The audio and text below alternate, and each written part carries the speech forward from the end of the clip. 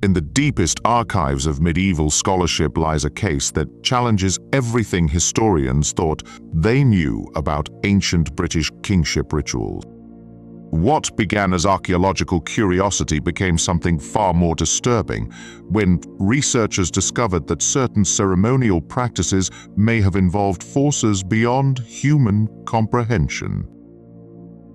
First, subscribe to never miss another investigation into the impossible.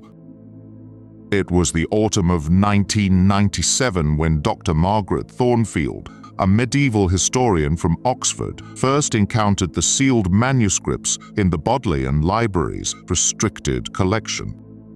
The documents, dating to the 12th century, contained detailed accounts of a ritual known as the Trial of the Embedded Blade.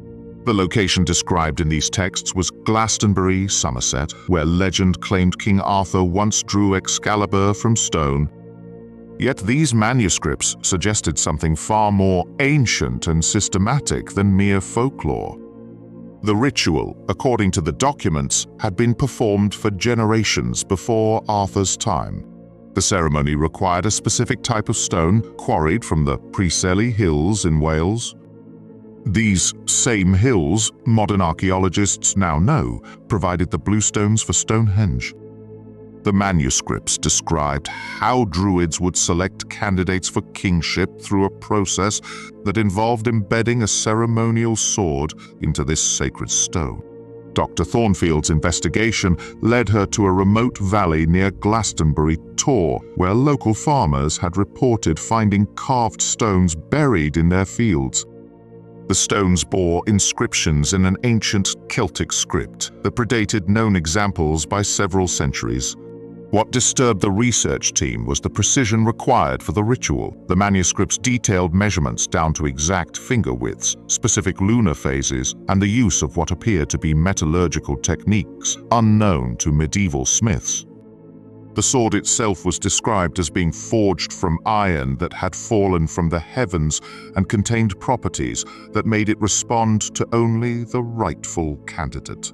Ground-penetrating radar revealed a circular chamber beneath the valley floor, constructed from the same Preseli bluestone. When the excavation team breached the chamber in early 1998, they found something that defied archaeological explanation. The chamber contained 12 stone pedestals arranged in a perfect circle.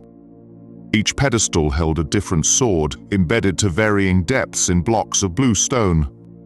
Carbon dating of organic material found within the chamber indicated continuous use spanning over 800 years.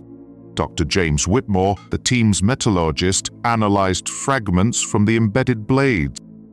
His report, later classified by the British Museum, revealed that the metal composition included elements that shouldn't have been available to ancient smiths. More disturbing was his discovery that the swords appeared to have been inserted into the stone, while both materials were in some form of semi-liquid state. The manuscripts described a selection process where candidates would attempt to withdraw the blade designated for their bloodline. Success required not just physical strength, but what the text called alignment with the Earth's deep currents. Those who failed faced consequences that the documents described in disturbingly clinical detail. According to the ritual accounts, unsuccessful candidates would find their hands fused to the sword's handle.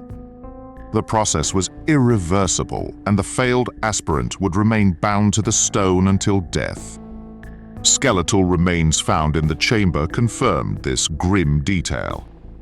7 of the 12 pedestals showed evidence of human bones that had somehow merged with the metal and stone. The most complete skeleton belonged to a young male, estimated to be in his 20s. His right hand had become part of the sword's hilt, the bone structure showing signs of crystallization that matched the stone's mineral composition. Dr. Sarah Chen, the forensic anthropologist, noted that the fusion appeared to have occurred while the subject was still alive. The manuscripts revealed that the ritual's power source was believed to be connected to what the Druids called the sleeping king beneath the hill.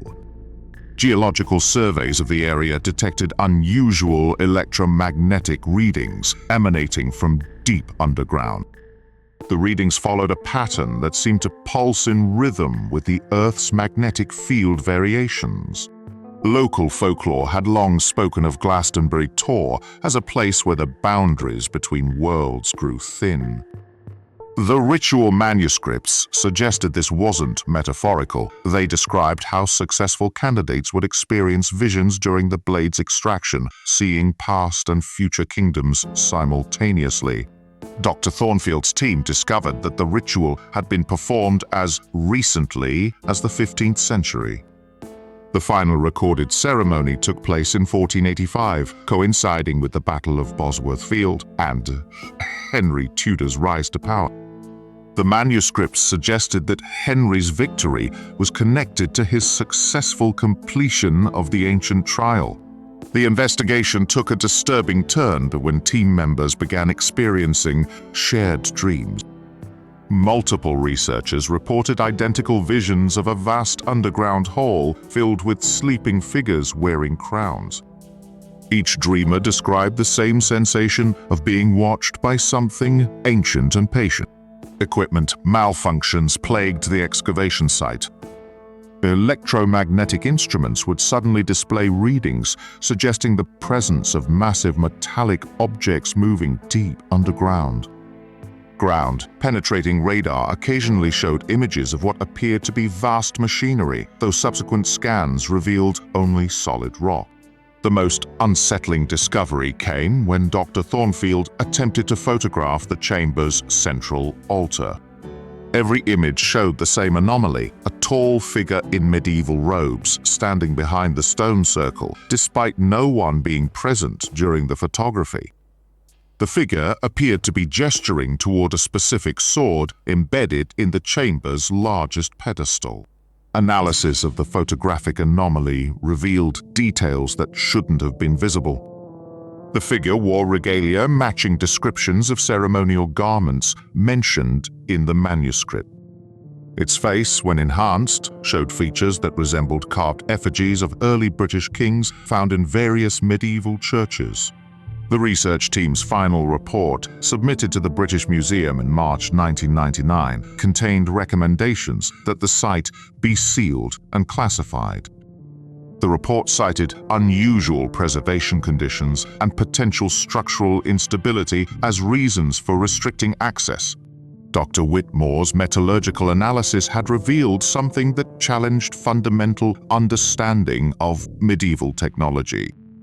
The embedded sword showed signs of having been forged using techniques that wouldn't be developed until the Industrial Revolution. The metal's molecular structure suggested exposure to temperatures and pressures that medieval furnaces couldn't achieve. The manuscripts described how the ritual's success depended on the candidate's bloodline carrying specific genetic markers. Modern DNA analysis of the fused skeletal remains confirmed the presence of rare genetic sequences found almost exclusively in documented royal lineages.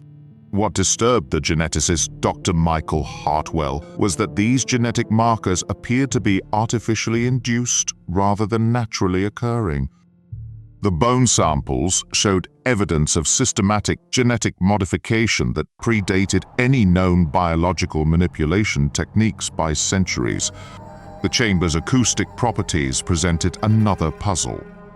Sound tests revealed that the space had been engineered to amplify specific frequencies that matched brainwave patterns associated with altered states of consciousness.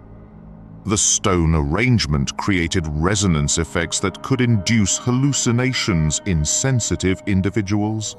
Team members reported experiencing temporal displacement while working in the chamber.